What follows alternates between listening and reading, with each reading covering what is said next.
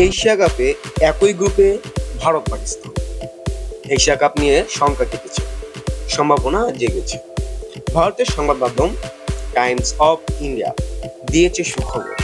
তারা বলেছে 5ই সেপ্টেম্বর থেকে শুরু হবে এশিয়া কাপ, 21শে সেপ্টেম্বর হবে ফাইনাল। এবারে এশিয়া কাপ আয়োজন করার কথা ছিল ভারতের, কিন্তু ভারত নয়, এশিয়া কাপ হবে সংযুক্ত আরব আমিরাতে, এমনটাই জানিয়েছে টাইমস অফ ইন্ডিয়া। এবারে এশিয়া কাপে খেলবে 8টি দল, যাদের মধ্যে রয়েছে ভারত, বাংলাদেশ, পাকিস্তান, আফগানিস্তান, শ্রীলঙ্কা, ওমান, হংকং এবং সংযুক্ত আরব আমিরাত। 21শে সেপ্টেম্বর এই টুর্নামেন্টের ফাইনাল অনুষ্ঠিত হওয়ার কথা রয়েছে।